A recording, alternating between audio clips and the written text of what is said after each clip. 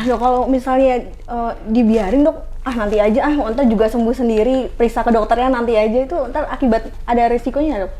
Nah dok, untuk orang-orang yang biasa senang untuk berjalan kaki dok, apakah berpengaruh dengan pengapuran lutut dok? Padahal kan bisa dibilang itu buat kesehatan juga ya dok.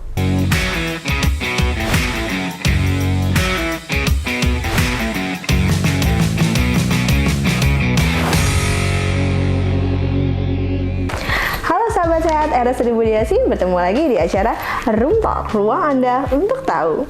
Di Room Talk kali ini kita kedatangan Dr. Guntur Utama Putra.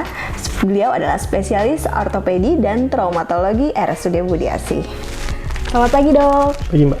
Dok, di RSUD Budiasi ini banyak kasus mengenai pengapuran lutut, betul dok? Iya, benar sekali. Ya, kalau kita nyebutnya istilah ortopedinya adalah osteoartritis ya, pada lutut. Walaupun lokasinya bukan hanya pada lutut biasanya, cuma terseringnya memang benar di Budiasi.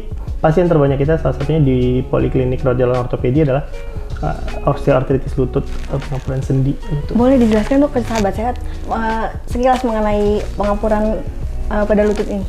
Oh iya boleh. Jadi sebenarnya kalau pengapuran pada lutut atau osteoartritis genu atau knee joint memang topik yang menarik dibahas karena ini pasien-pasien itu sampai saat ini walaupun sudah banyak promosi-promosi di luar sana ataupun edukasi-edukasi, memang masih banyak muncul pertanyaan dari pasien terkait pengapuran sendi lutut ini gitu. Makanya senang sekali kalau memang di podcast ini membahas kembali tentang topik ini. Karena memang di Poliklinik Ortopedi kita salah satu kasus terbanyak kita memang pengapuran sendi lutut. Sebenarnya pengapuran sendi lutut ini merupakan kasus degeneratif. Degeneratif itu kalau terminologi umumnya itu usia. Jadi adalah kerusakan dari tulang rawan sendi, terutama saat ini pada lutut, disebabkan faktor usia. Jadi kalau kita menyebutnya adalah mekanismenya adalah wear and tear. Wear and tear itu artinya ya kita pakai dia makin rusak, Kalau mbak mau analogikan tuh ya seperti ban motor atau ban mobil, kita pakai terus kendaraannya, lama-lama menipis, akhirnya ya bisa aja jebol, bisa bocor segala macam gitu. Jadi analoginya seperti itu. Jadi seiring dengan pertambahan usia, terutama usia di atas 50 atau 55 tahun, nantinya dengan aktivitas kita, kemudian dengan beberapa faktor risiko lainnya, ini menyebabkan sendi lutut yang dari awal kita hidup kita membanding sendi lutut, menggunakannya bertahun-tahun, sehingga lama-lama memang bisa terjadi kerusakan gitu. Nah dok, itu gejalanya apa ya dok? Apakah harus nyeri dok gejalanya? Gejala awal untuk pengapuran sendi lutut ini tidak harus dari nyeri, karena dia mempunyai beberapa klasifikasi ya. Yang perlu untuk sahabat sehat ketahui adalah bagaimana sih kita mengetahui kita mempunyai faktor risiko terjadinya pengapuran ini gitu, pengapuran terutama di sini sendi lutut. Jadi dengan hal itu kita bisa mengantisipasi dengan nantinya kita bisa mengubah pola hidup kita, mengubah pola makan kita, mengubah pola aktivitas fisik kita, pekerjaan, ataupun juga kita bisa mengedukasi orang lain juga terhadap faktor risiko pengapuran sendi lutut ini. Jadi pada fase awal biasanya itu belum ada rasa nyeri gitu. Cuma memang itu tergantung fase ya atau stadiumnya. Ada yang mulai dari rasa nyeri atau bengkak pada sendi lutut. Kemudian bisa juga gangguan gerak atau kekakuan sendi lutut yang biasanya dirasakan terutama pada saat malam hari atau bangun tidur, kekakuan. Kemudian pembengkakan atau gejalanya itu bertambah seiring aktivitas dan bisa berkurang dengan istirahat gitu. Kemudian dia beraktivitas lagi akan kembali muncul gejala atau keluhannya. Kemudian bisa juga perubahan bentuk, sampai dengan perubahan bentuk yang kalau kita tahunya ada yang kayak sampai di stadium akhir itu seperti letter X atau letter O pada kaki gitu. Bahkan ada yang mengeluhkan juga kalau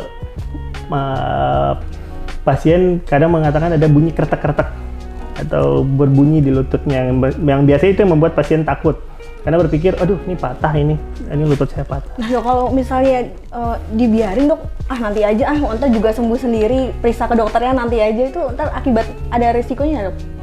Ada. Jadi yang harus diketahui tentang pengapuran sendi lutut ini, dia tidak bisa disembuhkan. Karena itu memang suatu proses degeneratif atau proses yang berlangsung terus-menerus menahun, fungsinya atau kerusakannya semakin bertambah. Yang kita bisa lakukan hanya untuk mengontrol bagaimana dia kerusakannya minimal progresivitasnya, atau mencegah bagaimana dia tidak terjatuh ke dalam stadium yang lebih lanjut, yang lebih parah gitu.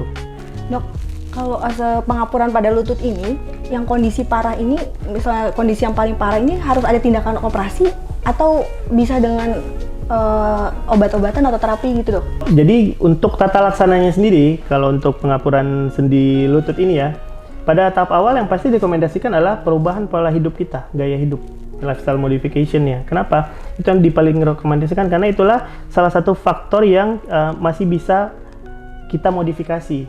Jadi pada pengapuran sendi yang dalam hal ini sendi lutut, itu ada hal yang tidak bisa kita modifikasi. Misalnya seperti genetik, tetap ada faktor genetiknya. Yang kedua, ras misalnya. Ketiga, adanya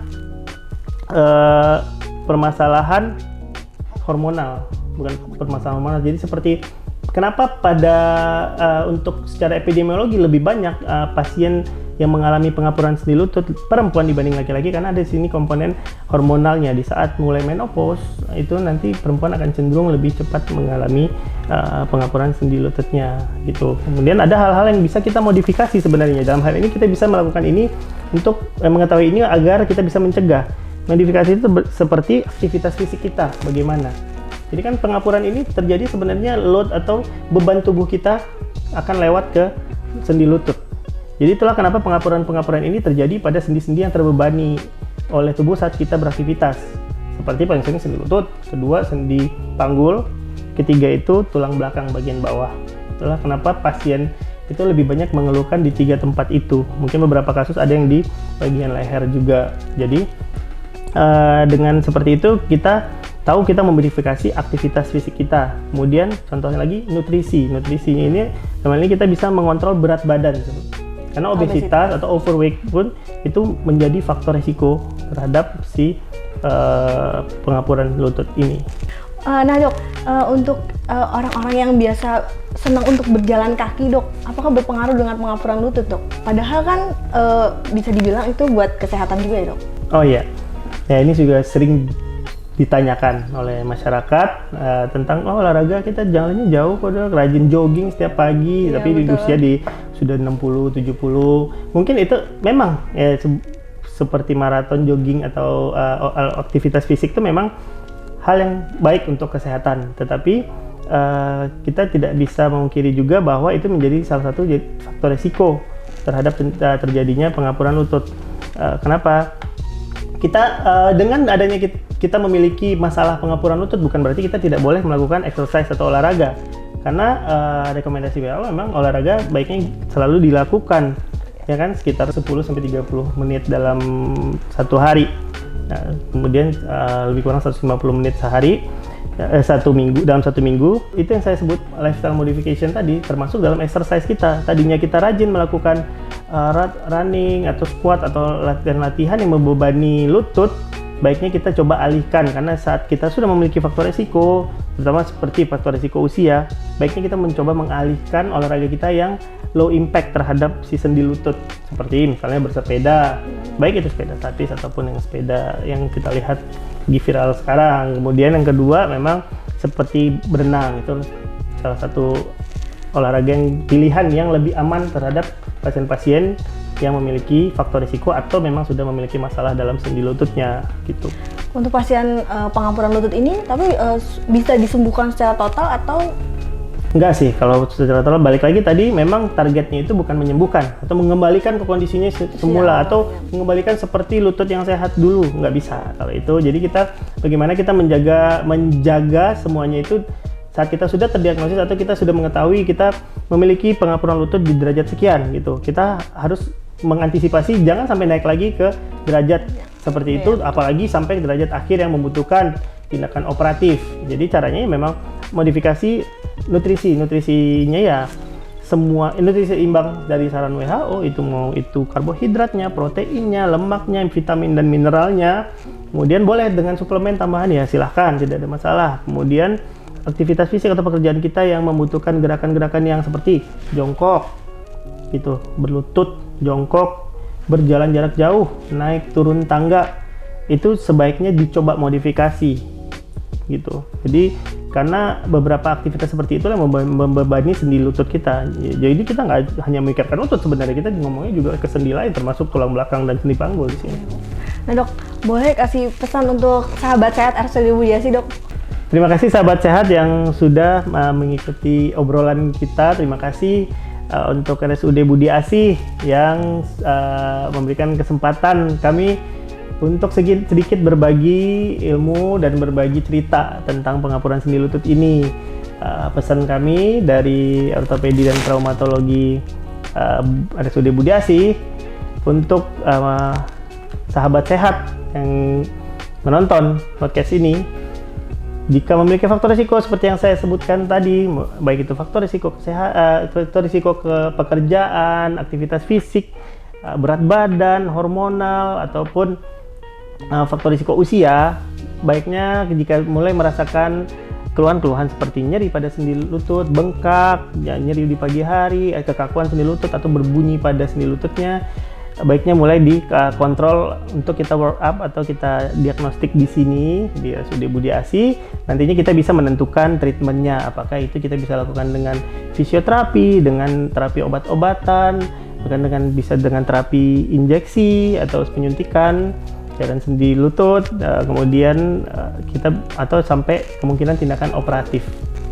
Baik Dokter Guntur, terima kasih atas informasi dan waktunya. Sama-sama Mbak.